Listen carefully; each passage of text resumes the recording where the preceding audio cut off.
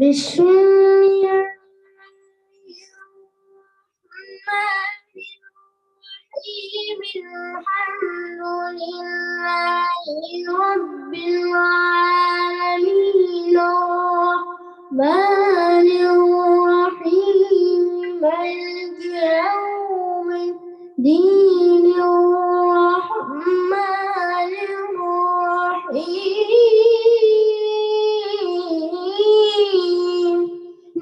مالك يوم الدين إياك نعبد الحمد لله رب العالمين الرحمن الرحيم مالك يوم الدين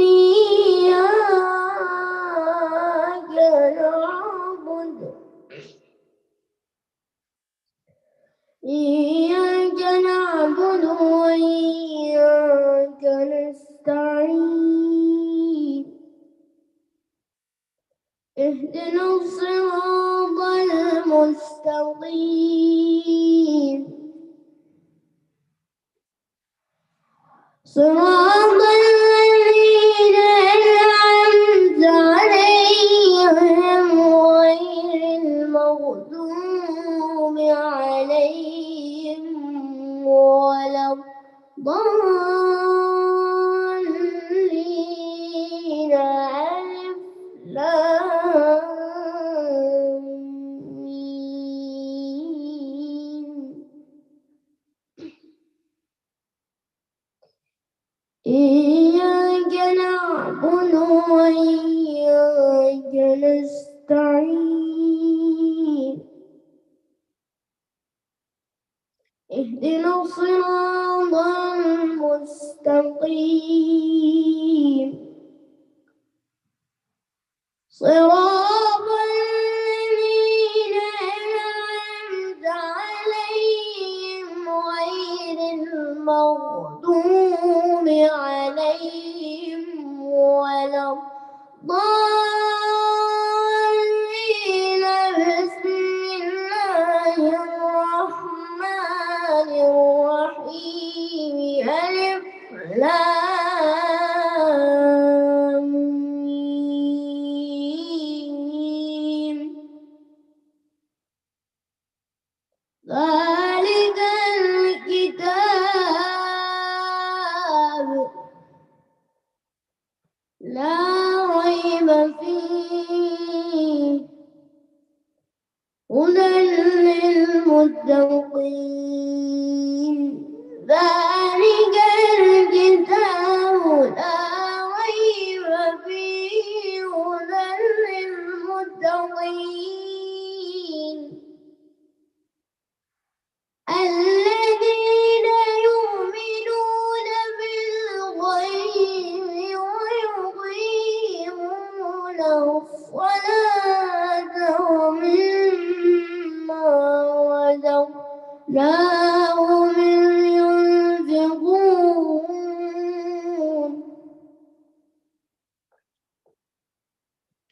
والذين يؤمنون بما أنزل إليك وما أنزل من قبلك وبالآخرة هم يوقنون أولئك على هدى من ربهم وأولئك هم المفلحون صدق الله العلي العظيم.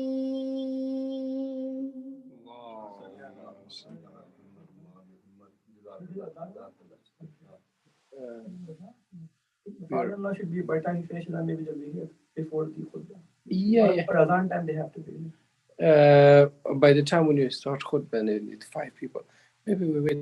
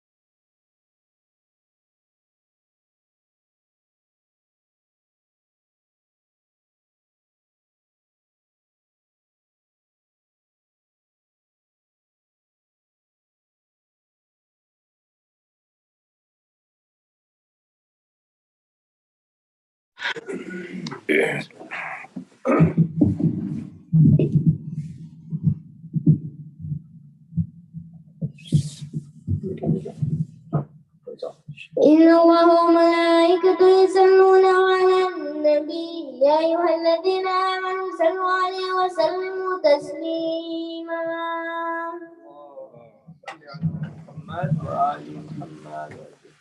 سبحان الله والحمد لله ولا إله إلا الله والله أكبر ولله الحمد. الله أكبر الله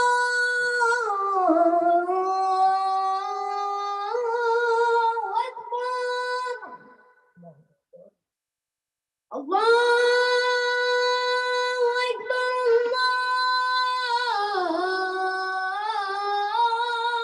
أكبر. أشهد أن لا إله إلا الله.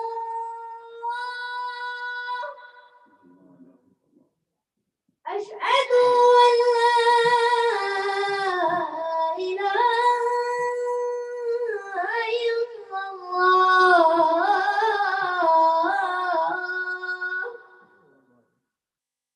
أشهد أن محمدا رسول الله. اللهم صل على محمد وعلى محمد وعلى محمد. أشهد أن محمدا رسول الله. اللهم صل على محمد وعلى أشهد أن عليا ولي الله.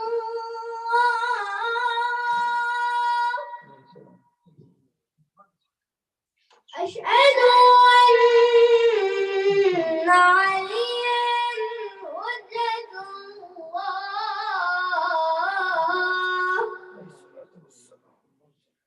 حي على الصلاة. حي على الصلاة.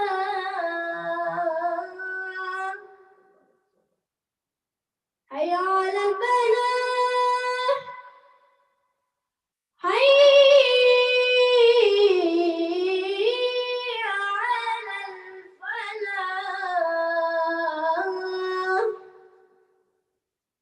حي على خير العمل. حي على خير العمل. الله أكبر الله أكبر. لا إله إلا الله. لا إله إلا الله. بسم الله الرحمن الرحيم. اللهم لا خلق والمسلم والشفار والشدار ولا جرم والذين قبل نبيك محمد المصطفى صلى الله عليه وسلم مستقرا وقرارا برحمتك يا أرحم الراحمين. اللهم صل على محمد وعلى محمد.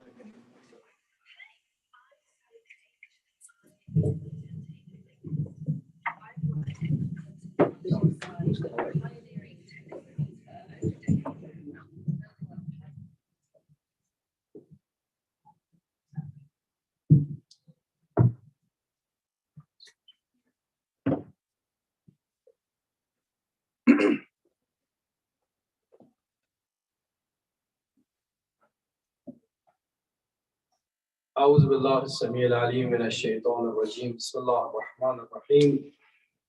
الحمد لله رب العالمين والصلاة والسلام على سيدنا ونبينا أبي القاسم المصطفى محمد. اللهم صل على محمد وعلى محمد وعلى مولانا أمير المؤمنين وفاطمة الزهراء والحسن والحسين وعلي بن الحسين ومحمد بن علي وجعفر بن محمد وموسى بن جعفر وعلي بن موسى الرضا ومحمد بن علي وعلي بن محمد والحسن بن علي والحجة بن الحسن القائم المنتظر المهدي صلوات الله عليكم أجمعين. عباد الله أوصيكم ونفسي بتقوى الله. مبعث رسول الله صلى الله عليه وآله وسلم is a message to change ourselves. Because the reason that Rasulullah sallallahu alayhi wa alihi wasallam was appointed is this, that the people would live with deviation and confusion. That's why Allah subhanahu wa ta'ala says, وَإِن كَانُوا مِن قَبْلُ لَفِي ضَلَالٍ مُبِينٍ. The people would live with deviation and confusion. So I brought you, I appointed you to help them, to protect them. Now, Rasulullah sallallahu alayhi wa sallam, who is Rasulullah? لَقَدْ مَنَّ اللَّهَ عَلَى الْمُؤْمِنِينَ. First of all, Allah subhanahu wa ta'ala says, I give favor to the mu'mineen. Why? You know, imagine Allah says He is a blessing for you. Inna arsalnaka bilhaqqi bashira wa nadhira. Our Prophet is blessing. And he is uswatun hasana, a great example. But unfortunately, we as a Muslim, so far we did not even, we claim that we love the Ahlul Bayt and Rasulullah. We did not even understand the character of Rasulullah. That's a big problem. I was just looking at one of the speeches of one of the ulama the other day. Unfortunately, nowadays the problem is one thing, that the alim like me gives a speech about Rasulullah, but instead of helping Rasulullah, he putting alayadam billah Rasulullah down by his speeches. So he said Rasulullah had 9 wives and they were all permanent marriage. And Rasulullah is accepted, he's fine. Whatever he does, Allah says okay. I called him because I had his number.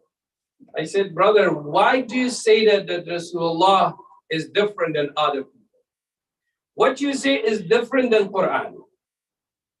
Quran clearly says, Ya Rasulullah, قُلْ إِنَّمَا أَنَا بَشَرٌ مِثْلُكُمْ يُوحَى إِلَيْهِ. Forget about the books. Okay, that's written in that book, that's written in that alim said that. Forget about that. Allah, see what Allah says about Rasulullah. My job, your job is delivering the messages of Allah, not the messages of the books. As I said last night, the book is called, recently that book actually was written in Qom, that they took out 100,000 hadiths from the Shia sources. What do you expect? But Quran is there. Quran clearly says everything. The law of Allah subhanahu wa ta'ala is clear. Of course, Rasulullah had marriages, but they were not permanent marriage. A lot of people don't know this. Wallahi, this is tuhma to Rasulullah. Wallahi, we make him mad at ourselves. At the day of judgment, we will be responsible for what we say. Until the age of 53, Rasulullah had only one wife, Hazrat Khadija sallallahu alayhi. At the age of 53, when he migrated to Medina, Rasulullah would be attacked by different enemies. And those enemies were from different tribes. So Rasulullah needed to stop them from attacking to Islam. One of the solutions was marriage. Even nowadays, when you marry with a tribe, with a family, with a country, the whole family will come to your side because you're part of the family. Yes, Rasulullah's marriages were not all permanent because more than 4 wives you're not allowed. First of all, those marriages were all political marriage. And the wives of Rasulullah were all widows and they already had husbands or the husbands were killed and the orphans. The youngest one was al-Mu'mineen Aisha, who was 23 years old, that I have proof about it. That in the sources of Ahl Sunnat wa Jama'at mentioned 19, 21, 23. But they made it 19:9. What do you mean that Rasulullah would marry with someone who was 9 years old? Why don't we say these things? When we gotta stop saying these things? Our enemies are abusing these things against us. They're using these things against Islam. But we're just watching and saying nothing. So what is my job here? My job is here to introduce the character of Rasulullah. Of course, in Islam, as Allah subhanahu wa ta'ala says in the Quran, Surah Mubarak an-Nisa, فَمَا اسْتَمْتَعْتُم مِّنْهُنَّ فَآتُوهُنَّ أُجُورَهُنَّ. That's it. Quran says they have two kinds of marriage. One is temporary marriage, one is permanent marriage. Nikah daim, nikah muakkad. And it's written in each mas'ala tawzi' al-masa'il clearly. This is the law of Quran. So of course Rasulullah had marriages, political marriage to protect Islam. Because Rasulullah would stop the people to fight against Islam, but they were all not permanent marriage. And they say, okay, there are something that's mustahab to you, but it's wajib on Rasul. Who said that? When Allah makes the law clear to everyone, that's wajib, amalun bil wajib wa tarkul muharramat. That's it, that's the meaning of taqwa. Yeah, that's the high level of Rasulullah, that he himself would do everything because he was close to Allah subhanahu wa ta'ala. A lot of time, a lot of things, we have to do it. It's not even wajib on us. But because of the level of mu'min, Allah expects you to do those things. Allah doesn't expect me and you to do ghibah. Allah doesn't expect me and you to look at the haram, to listen to the haram, to go to the haram gathering. So this is different. That's what Rasulullah was. Unfortunately, the people do not know about Rasulullah. So we need to clear it. We make it clear to the people, especially our youth. Like the other day, somebody told me, okay, how come I believe to the Prophet who married with 9 years old girl? I said, who said Rasulullah would marry with 9 years old girl? They don't know. The people don't know. We are busy with some cultural things that is not even related to the character of Rasulullah. So now Allah subhanahu wa ta'ala says, who is Rasulullah? إِذْ بَعَثَ فِيهِمْ رَسُولًا مِّنْهُمْ يَتْلُو عَلَيْهِمْ. The first quality of Rasulullah is reciting Quran. He is delivering the messages of Allah subhanahu wa ta'ala. Anything that Rasulullah says, anything, is not from himself. That's from Allah. وَمَا يَنْطِقُ عَنِ الْهَوَىٰ إِنْ هُوَ إِلَّا وَحْيٌ يُوحَىٰ. So the job of Rasulullah is clear.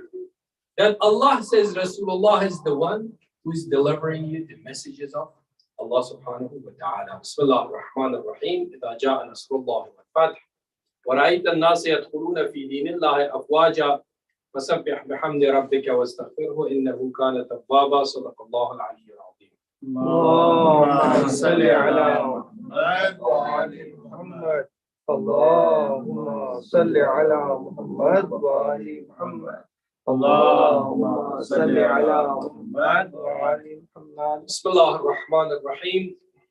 الحمد لله رب العالمين والصلاة والسلام على سيدنا ونبينا أبي القاسم المصطفى محمد. اللهم صل على محمد وعلى أمير المؤمنين وفاطمة الزهراء والحسن والحسين وعلي بن الحسين ومحمد بن علي وجعفر بن محمد وموسى بن جعفر وعلي بن موسى الرضا ومحمد بن علي وعلي بن محمد والحسن بن علي والحجة بن الحسن القائم المنتظر المهدي صلوات الله عليهم أجمعين. عباد الله أوصيكم ونفسي بتقوى الله. So inshallah we make the khutbahs and sermons very short, 10 the most 15 minutes inshallah. So that way we will be finished earlier so you can go back to work, because a lot of people go back to work after Namaz Jumma. So the first quality of Rasulullah is what? Rasulullah is delivering the messages of Allah to us. قُلْ إِنَّمَا أَنَا بَشَرٌ مِثْلُكُمْ يُوحَىٰ. He is being revealed by Allah and he is delivering the messages of Allah to us. That's the job of Rasulullah. What else? وَيُزَكِّيهِمْ. He teaches us how to purify ourselves, the nafs. Any deed without tazkiyah means nothing in the eyes of Allah subhanahu wa ta'ala. I come to masjid without tazkiyah is nothing. Donation without tazkiyah is nothing. Praying without tazkiyah is nothing. Going to Hajj, going to the ziyarat, anything. If I do not purify myself, that means I did not do anything. So what is tazkiyah? Tazkiyah is the meaning of taqwa. It's just like when you want to come to the masjid, you wash your hands. You make your hands clean, and then you come here and you shake hands with the other brothers. The problem with some people, they just look at their physical part. They don't think about their spiritual part. But we need to purify our spirituality too. If I'm jealous, that means there is something wrong with me. If I'm greedy, that means there is something wrong with me. If I want evil for other people, that means there is something wrong with me. If I cannot forgive, that means there is something wrong with me. If I cannot help other people, you know, there's a hadith, beautiful hadith from Imam Hussein alayhi salam. He says, paying khums has a reason. Allah subhanahu wa ta'ala wants to give the rizq of another mu'min by you. See how important you are then. How important you are that Allah give you the job to give rizq to one of His creation. Imagine. So how important it is, like Allah asks you to do it. Allah asks you to help other people. So when you help other people, that means you are being in charge indirectly by Allah. Allah gives you the mission to help other people. So you're such an important person. But if you don't help, that means Allah sends someone to you, but you don't help.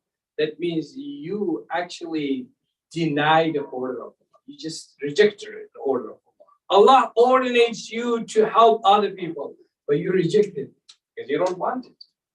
So if I don't have these qualities, that means there is something wrong with my tazkiyah. If I'm jealous, if I'm greedy, if I'm racist, if I have discrimination, all these things are the problem. In order to purify my nafs, I have to stay away from all these things. Wallahi, if there's a beautiful actually ayah of Quran that Allah subhanahu wa ta'ala says in the Holy Quran that He says, in ahsantum ahsantum li anfusikum. When you do something good, it will come back to you. If I believe on this ayah, I shouldn't look at the other people. Who is that person? What he did to me? What kind of person he is? I do my best for everyone. I spread the love. I spread the respect, honor to the other people. What will happen?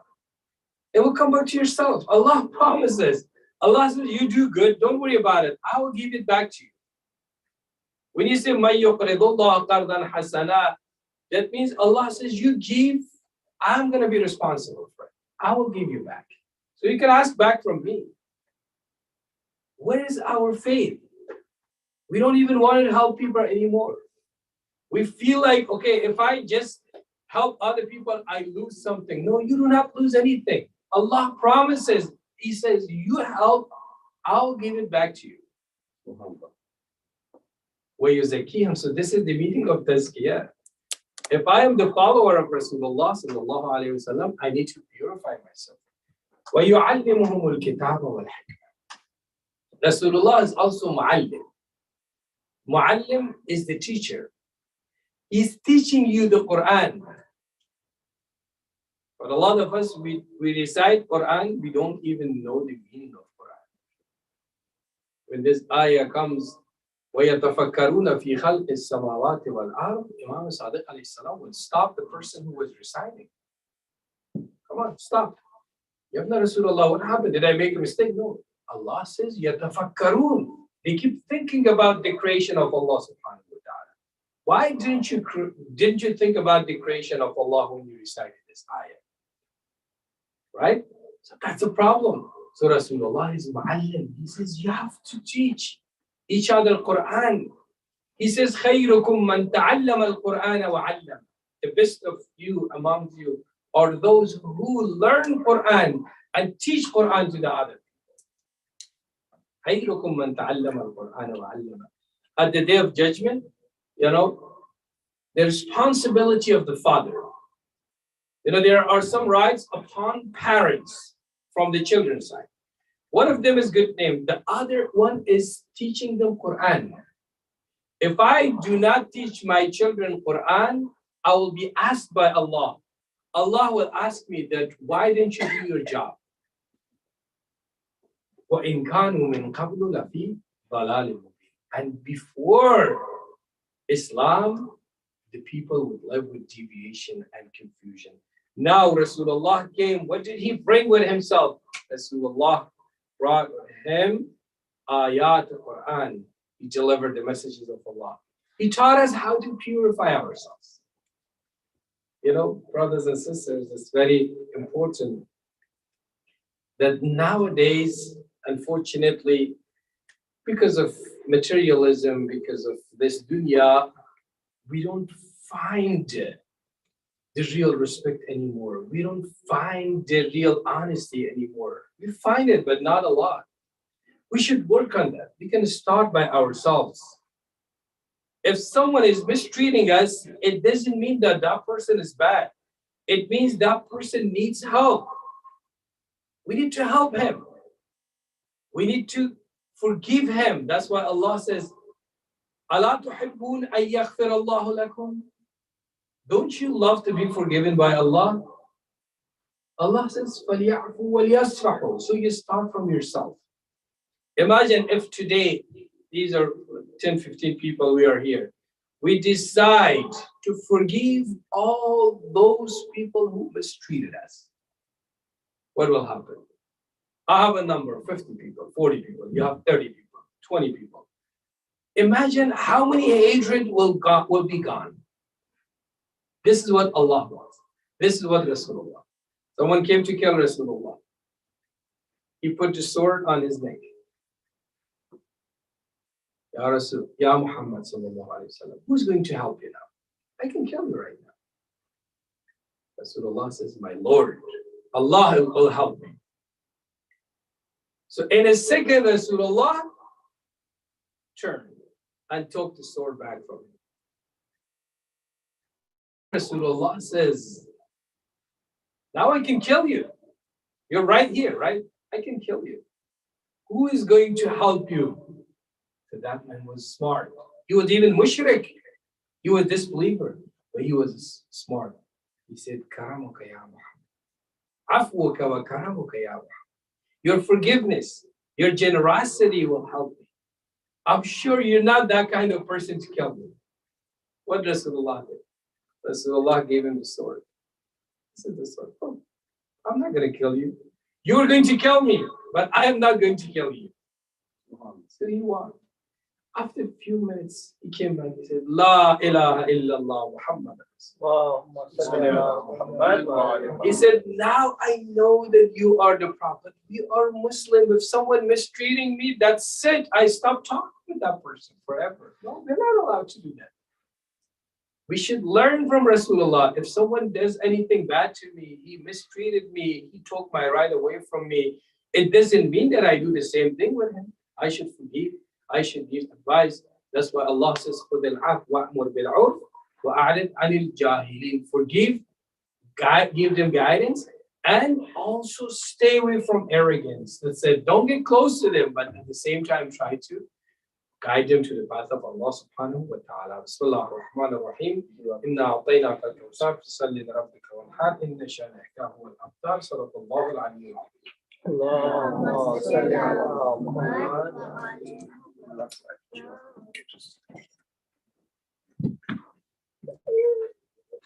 Allah Akbar.